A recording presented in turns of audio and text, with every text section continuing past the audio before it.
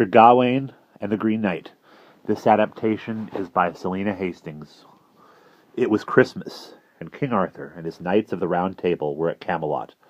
For a full 15 days there had been feasting and jousting, music and dancing. On the first day of the new year the king himself led the dance with Guinevere his queen. At dinner, according to custom, he insisted that everyone be served before he would sit down. He announced that he would not eat until he had heard some tale of great adventure. Hardly had he spoken, his voice clear above the talking and laughter and the sound of trumpets, when there rode into the hall a terrifying figure, a giant of a man, massively built, whose vast limbs, even his hair and beard, were a brilliant green. He wore a green tunic, and from his shoulders hung a richly embroidered cloak, trimmed with green fur and studded with emeralds. The saddle and bridle of his horse were of green leather, its mane and tail plated with green silk. Holding in one hand a branch of holly and in the other a huge axe, the green giant rode up to the banqueting table. "Which of you is the king?" he demanded. Nobody moved. The entire company was speechless with astonishment at this unearthly apparition. Arthur was the first to recover. "I am the king," he said courteously, "and I invite you to join our feast." "I cannot stay," replied the knight. "I have come to challenge you and your knights. By repute the bravest men in Christendom. Is there any man bold enough to exchange blows with me?" He paused for a moment, then continued, "The rules are that he aim a blow at me now, with this axe, in exactly 1 year's time. He must allow me to return that blow." No one spoke.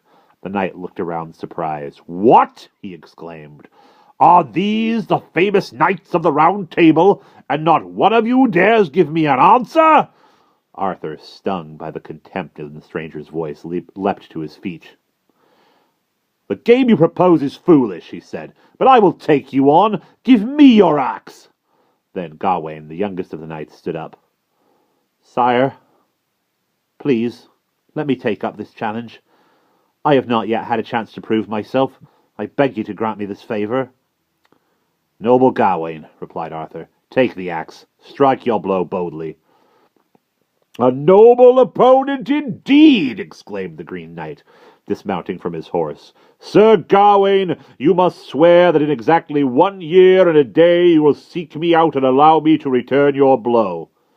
"I give you my word," said Gawain. Then the Green Knight knelt at Gawain's feet, bowing his head so that his neck was plainly exposed. Gawain lifted the axe high and brought it whistling down, severing the knight's head cleanly from his shoulders. The head rolled on the floor, blood spurting from the wound, but the knight never faltered. Rising to his feet, he picked up his head and, tucking it under his arm, swung himself up into the saddle. As he passed Gawain, the head turned and regarded him solemnly. "Remember your promise, Gawain. Meet me at the Green Chapel in 1 year and a day." Then, spurring his horse, the Green Knight galloped out of the hall. Nearly a year passed, and the time came for Gawain to leave Camelot in search of the Green Chapel. With a heavy heart he took leave of Arthur and his court. All the knights and their ladies came to wish him well, many of them afraid that they would never see him again. At dawn the next day Gawain called for his armor. A crimson carpet was laid before him, and on it were heaped his arms, brightly polished and ornamented with gold. 2 page knights before him, to hand him first his doublet of silk and his fur-lined coat. They fastened on his steel shoes and buckled on his legs the gleaming cuisses and greaves with their golden hinges. Next came the breastplate and the gauntlets, then his spurs and the great sword which hung from his waist on a silken belt. Lastly they gave him his helmet and his shield with the holy symbol, the star-shaped pentacle, painted on it. Gawain's horse, Gringelot, was standing ready, harnessed for the knight to mount. The charger looked magnificent, with his scarlet saddle fringed with gold, his bridle embroidered with gold and colored silks. Brandishing his shield, Sir Gawain drove his spurs into Gringelot's side, and the sparks flew from the horse's hooves, and they struck the cobblestones of the castle yard. So Gawain set off on his great adventure. The country through which he rode was wild and in the grip of a harsh winter. The sky was dark with snow, and the roads hard as iron. At night he half froze to death, and during the day the rain came down in icy sheets on his cold armor. Often he had to sleep in the open. As he passed few dwellings where he could ask for shelter, he met no one who could direct him to the Green Chapel. He rode for many miles through unknown country, and at every turn found himself challenged to a fight. At every river he crossed, at every mountain pass through which he made his way, there he found some terrible monster blocking his path. He battled almost to the death with fire-breathing dragons, fought with packs of starving wolves, did battle against tribes of trolls who lived in caves high up among the crags. He was attacked by bears and wild boar, and by hideous ogres who lay in wait for him as he rode through forest paths and across the open, unprotected fells. And yet Gawain suffered less from these constant trials of strength and courage than from the pitiless winter. His clothes froze to his skin, and the metal of his sword and shield were too cold to touch. Snow piled high in soft white drifts on either side of him, and icicles hung from the blackened branches of the trees. By Christmas Eve, Gawain had almost lost hope. In despair, he prayed to the Virgin Mary, begging her to help him. The next morning, he came upon a castle in the middle of a wood. It was the most magnificent castle Gawain had ever seen, its turrets and battlements gleaming through the bare trees, pennants fluttering gaily from the gilded towers. His spirits rising, Gawain called to the keeper of the gate. "Good sir, will you ask the lord of this castle? Will you ask the lord of this castle if I may shelter here for the night?" Within minutes the drawbridge was lowered. A squire led Grindelot to the stables, while two servants unbuckled Gawain's armor, and then escorted him to his host, who was waiting to greet him in front of a blazing fire. Sir Beersalak was a tall, thick-set man with a bushy red beard. "Sir Knight, you are welcome," he said, clasping Gawain in his arms. "I beg you, treat this castle and everything in it as your own." Then he showed Sir Gawain to a luxuriously furnished room, in which was a great bed curtained in heavy brocade. Here he gave him robes of velvet and ermine before leading him back to the fire, where, seated on quilted cushions, they dined off spiced meats and the finest wine. At midnight, Beersalak, accompanied by his pretty wife, took his guests to hear Mass. The lady, while kneeling apparently in prayer, could not take her eyes off the handsome young man. She peeped at him through her fingers, glancing at him from beneath her eyelashes when she thought he was looking the other way. Eventually her curiosity got the better of her, and she slid out from her pew and came up to the knight. She had with her an old woman as squat, ugly, and stout and wrinkled as she herself was slender and beautiful.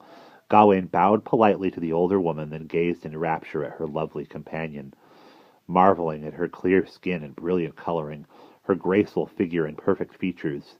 He was brought out of his trance by the lady's husband, who, taking him gently by the arm, offered him a cup of mulled wine with which to drink his health before retiring. For the next 3 days Gawain was lavishly entertained. On the 4th day he announced that he must leave, explaining that he had to find the Green Chapel. The Lord laughed when he heard this. "If that be the case, you can stay here. The Green Chapel is barely 2 miles from this castle. Stay until New Year and enjoy yourself." Gawain was delighted and accepted eagerly. "You have had a long and tiring journey," his host continued.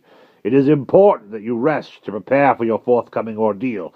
In the morning I shall go hunting, but I suggest you remain in the castle and lie in bed as long as you like. My wife will entertain you, and let us make a bargain on my return at night. I will give you whatever I have got in the chase in exchange for whatever you have won during the day here." The next day, Beersalak and his retinue left at dawn. While Gawain lay sleeping until near midday, he was awakened by a tiny voice. With one eye he saw the door slowly open and the lady of the castle tiptoe toward his bed. Embarrassed, Gawain pretended to be asleep. The lady came closer, then sat at the edge of his bed and watched him intently, waiting for him to wake. After a while, realizing that she had no intention of leaving, Gawain opened his eyes, exclaiming with astonishment at seeing her there. "Good morning, Sir Gawain," said the lady, laughing prettily. "How deeply you slept!" "Madam, good morning," replied Gawain, as formally as he could from the depths of his bed. "I have come to entertain you," she continued roguishly. "I shall keep you in bed, and you must do whatever I say, for I hear you are known throughout Christendom for your honor and courage, and this is my only chance to have such a famous night to myself." She looked at him archly. "I am here to please you," she said. "You have only to ask, and I will bring you anything you desire." "Madam," stammered Gawain, "you are very kind. I am certain not Certainly not the hero you describe, but if there is any honorable way in which I can serve you, I will be proud to do so. Most ladies I know would rather have love than brave deeds, she said softly, lowering her eyes. Madam, your husband, my host, I cannot betray his trust, but if you will accept me as your champion, I will dedicate myself to your service. The lady pouted and looked away for a moment. Then she smiled, and taking his hands in both her own, chattered on of this and that, praising Gawain's prowess, until at last, to his relief, she got up to go. Surely a man as renowned for gallantry as you would not let a lady leave without a kiss, she whispered. I am your champion. I am at your command, replied Gawain, brushing her cheek lightly with his lips. That evening the hunting party returned, triumphantly displaying as their prize a magnificent stag. This is yours, Sir Gawain, said Bersilac in good humour. And what have you to give me in exchange? Without a word, Gawain went up to his host and kissed him on the cheek.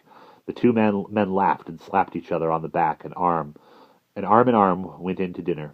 They drank several flagons of wine and agreed that on the following day they would repeat the bargain.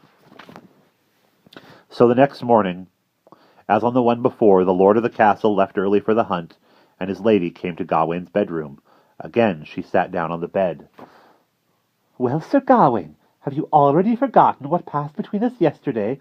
Are you not going to claim your kiss? Gawain blushed. I dared not ask, he said, lest you should refuse me. Then he kissed her, and the two of them flirted and talked until it was time for mass. In the evening, Bersilac returned, this time with a wild boar which he had brought down after a furious chase. Proudly he showed off its size and strength, and boasted of the difficulty of its capture. Gawain listened admiringly, and then, as before, gave his host a kiss on the cheek. Again the evening was spent in feasting and merriment, with a concert of Christmas carols, during which the lady stared at Gawain shamelessly. Gawain pretended not to notice. On the third day, New Year's Eve, Bersilac left at dawn with his troop of horsemen, while Gawain slept heavily until awakened by the lady. She looked prettier than ever in a thin dress trimmed with fur and jewels, cut very low at front and back. Running into the room, she flung open the window, drew back the curtains of the bed, and kissed him playfully. What a lazy man you are, she cried, shaking him by the shoulder. Gawain groaned and forced opened his eyes. When he saw how lovely she was, and how ardently she gazed at him, he was gravely tempted to betray his trust. Come, sir, said the lady, taking his hand. How can you resist me, unless, of course, there is some other lady to whom you have given your heart? There is no one, Gawain replied, nor do I wish to fall in love for a while yet. That is the worst answer of all, she said crossly, withdrawing her hand. I see there is no hope for me, so I shall leave you in peace. But before I go, let me have something to remember you by. Let me have your glove, so that I may keep it with me after you have gone, and by looking at it recall the happy days we spent together. You cannot refuse me so small a thing. Alas, you deserve a richer token than I can give you. I came here on a quest. I brought nothing with me except my horse and the clothes on my back. I have neither jewels nor gold. Truly, madam, it grieves me deeply that I have nothing worthy of you. Then I shall give you something. She drew from her finger a gold ring set with diamonds. No, indeed, madam, said Gawain gently. I could not accept so valuable a gift. The lady sighed. If you think my ring too costly, then, Sir Gawain, will you take this girdle? You need have no scruple upon accepting that. And she untied from her waist a green silk girdle with a golden fringe. Any man who wears this magic belt will be kept safe from all harm. And we will pause there.